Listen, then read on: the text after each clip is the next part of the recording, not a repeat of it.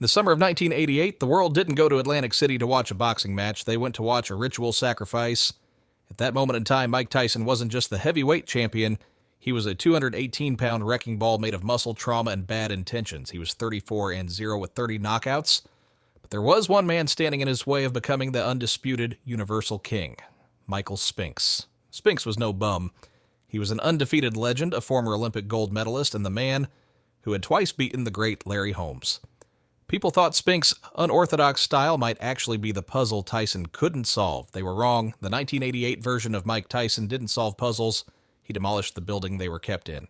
As Tyson walked to the ring that night, there was no robe, no socks, no music, just the bone-chilling sound of a clanging chain and a rhythmic funeral-like beat.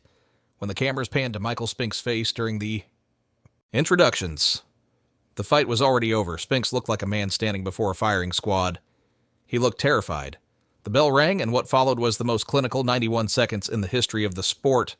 Tyson didn't just outbox Spinks, he hunted him. He moved with a terrifying combination of speed and violence that shouldn't be possible for a human that size.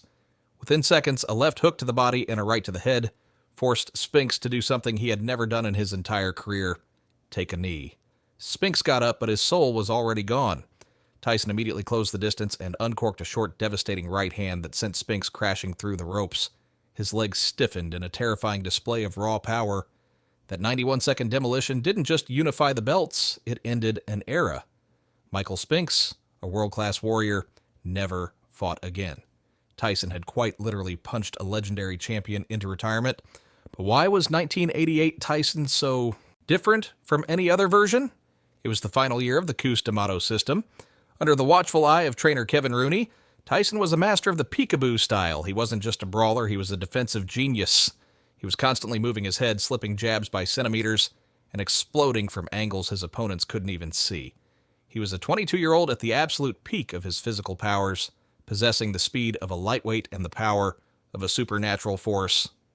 In 1988, Tyson was the baddest man on the planet because he was the perfect storm.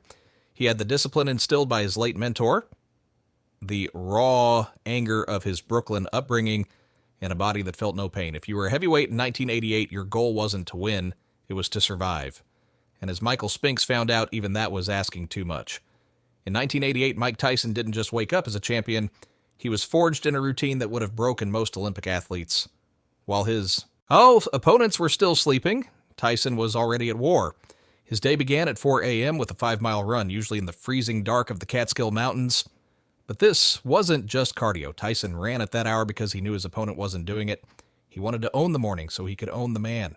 By the time he returned, he would shower and go back to sleep, only to wake up for a breakfast of oatmeal and milk, fuel for the literal thousands of repetitions that followed. The numbers from his 1988 training camp sound like urban legends, but they were the cold, hard reality of his life. Every single day, Tyson performed 2,000 squats, 2,500 sit-ups, 500 push-ups, and 500 to 800 dips. He did this not to build beach muscles, but to turn his body into an armored tank. His neck, which measured a staggering 20 inches, was reinforced with neck bridges, a dangerous exercise that made him nearly impossible to knock out because his head was essentially bolted to his shoulders. However, the most dangerous part of Tyson wasn't his neck or his fists. It was his mind. His legendary mentor Cus D'Amato had programmed him with a psychological software called visualization warfare. D'Amato taught Tyson that the hero and the coward both feel the same fear. It's what the hero does with it that matters. For hours, every day, Tyson would sit in total silence, mentally rehearsing the destruction of his opponents. He would visualize the walk to the ring, the smell of the sweat, and most importantly, the look of terror in the other man's eyes. By the time Tyson actually stepped into the ring, he wasn't starting a fight. He was finishing a movie he had already watched 1,000 times in his head. This mental conditioning created the famous Tyson stare. In 1988, when Tyson walked out in his signature black trunks and no socks, he wasn't just a boxer, he was a predator. He would look directly into his opponent's eyes, never blinking, searching for the exact moment their spirit broke. Most of his fights were won during the referee's instructions. He would stand inches away, radiating a terrifying, silent energy that convinced his opponents they weren't in a sport, they were in a life-or-death struggle. When you combine this psychological dominance with the peekaboo style, a system of constant head movement and explosive angles, you got a fighter who is mathematically impossible to beat. He He was slipping jabs by millimeters and returning fire with the force of a car crash. In 1988, Mike Tyson was the most dangerous human in history because he had removed every distraction. He didn't have a life. He had a mission. He was a 22-year-old disciplined monk with the power of a god in the heart of a Roman gladiator. This was the peak. This was the version of Tyson that would have destroyed any heavyweight from any era. On the night of June 27, 1988, as the referee counted Michael Spinks out, the world was convinced that Mike Tyson would reign for the next 20 years. He was 22 years old, undisputed and seemingly invincible, but the truth of 1988 is that the very moment Tyson reached his absolute peak was also the moment the foundation began to crumble. To be the most dangerous human in history, Tyson required a very specific ecosystem. He needed the discipline of the Catskill Mountains, the fatherly guidance of Cus D'Amato, and the tactical brilliance of trainer Kevin Rooney. By late 1988, that ecosystem was being dismantled from the inside out. Shortly after the Spinks victory, Tyson made the fateful decision to fire Kevin Rooney, the man who had kept him focused on the peekaboo style. With Rooney gone, the technical mastery began to evaporate. The Tyson of 1988 was a defensive ghost who was impossible to hit. The Tyson that followed became a headhunter who relied solely on his power. He stopped moving his head. He stopped throwing combinations. He stopped being a student of the sweet science and started believing his own hype.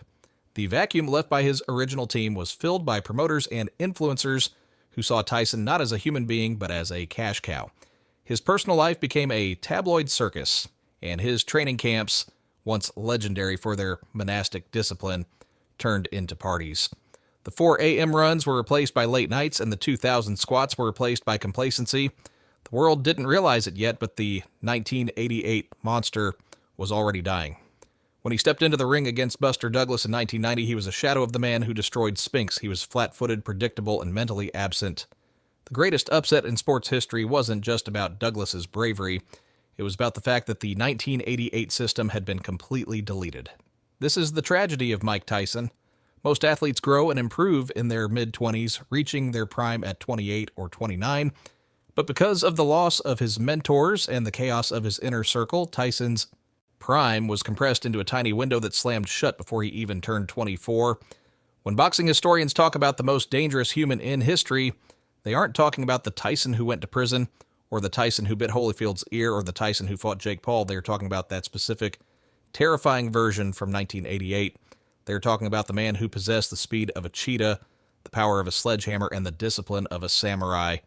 Before his death, even Cus D'Amato said that the fight is won or lost far away from witnesses, behind the lines, in the gym, and on the road, long before I dance under those lights. In 1988, Tyson was winning those hidden fights every single day once he stopped winning the battle with himself. He could no longer win the war against the world. He remains a warning to every athlete who follows. That talent can take you to the top, but only discipline can keep you there. 1988, Mike Tyson was a glitch in the history of violence, a perfect storm of technique and terror that we may never see again.